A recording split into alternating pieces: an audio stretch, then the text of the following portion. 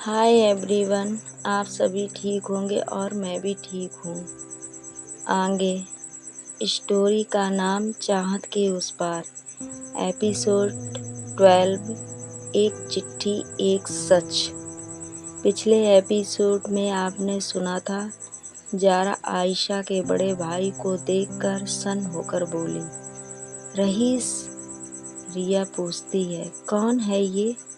Zara बताती है, ये आयशा का बड़ा भाई है और मुझे धमकी देता था और कहता था कि मेरी राह गलत को सही कर देगा। काफ़ी सालों से देखा नहीं तो मैंने सोचा था वो दूर चला गया है, लेकिन आज फिर से। अब आगे सुबह 10 बजे पुलिस स्टेशन के कोने में बैठी जारा की आंखें पत्थर जैसी हो चुकी थी। सामने रईस बैठा था, हथकड़ी में, लेकिन चेहरा अब भी घमंड में भरा। रिया ने उससे पूछा, तुम यहाँ क्यों आए हो? रईस ठंडी हंसी के साथ कहता है, बहन मेरी हो और जी किसी औरत के साथ, ये मेरे खून को मंजूर नहीं। जारा गुस्से से बोली, तुम्हारी सोच, तुम्हारा ईमान सब सड़ चुके हैं। प्यार कोई बीमारी नहीं होती जिसे इलाज की ज़रूरत हो। पुलिस इंस्पेक्टर ने बीच में कहा, हमें इसके पास से कुछ दस्तावेज मिले हैं, आप एक बार देख लीजिए। इसके बाद दोनों पुलिस स्टेशन से उठकर अपने रूम में आ जाती हैं। Home stay. दोपहर 1:30 बजे रिया ने जारा के लिए नींबू पानी बनाया और पूछा, तुम ठीक हो? जारा धीरे से बोली, नहीं, लेकिन तुम हो तो ठीक हो जाऊंगी। रिया जारा के पास बैठ गई और पूछा, वो कागज़ क्या हैं जो पुलिस ने दिए थे? जारा ने एक फोल्डर खोला।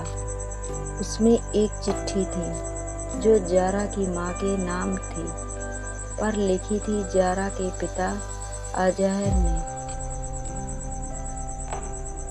जारा पढ़कर रिया को चिट्ठी सुनाती है।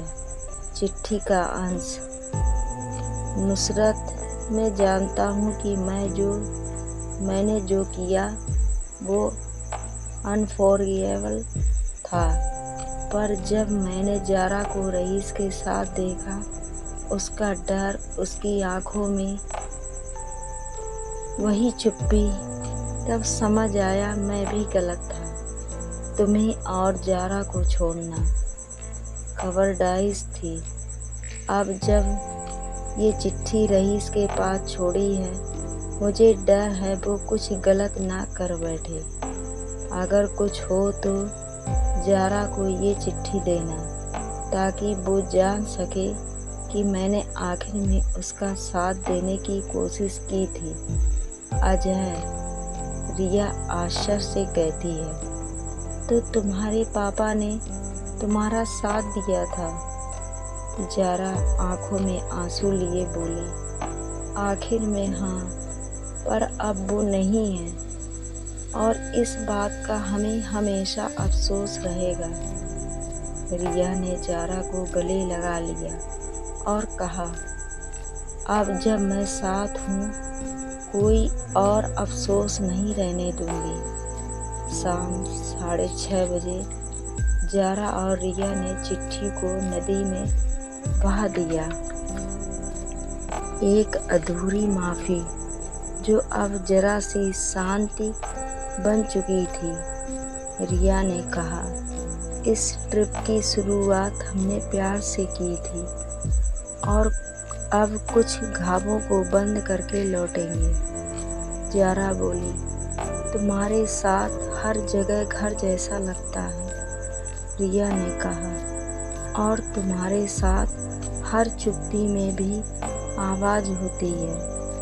रात 9 बजे कमरे में दोनों बिस्तर पर लेटी थी। रिया जारा के सीने पर अपना सिर रखे अपनी उंगलियों से जारा की हथेली पर कुछ लिख रही थी। रिया बोले, गैस करो क्या लिखा है मैंने? जारा ने मुस्कुराकर कहा, मैं जानती हूँ, आई लव यू। रिया बोले, गलत, लिखा है हमेशा साथ। जारा धीरे से बोली, तो फिर वही सही है। काश कोई खुशियों की दुकान होती, काश कोई खुशियों की दुकान होती, हमें इसकी पहचान होती।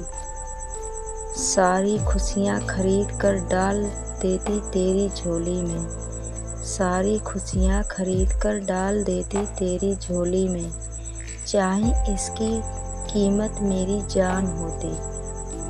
आगे क्या होगा? दिल्ली लौटने पर जारा को एक पुराना कॉलेज फ्रेंड मिलता है, लेकिन वो दोस्त अब बदल चुका है। वहीं रिया की माँ कुछ ऐसा प्लान कर रही हैं जो रिया की ज़िंदगी की दिशा बदल सकता है। देखते हैं क्या होता है आगे।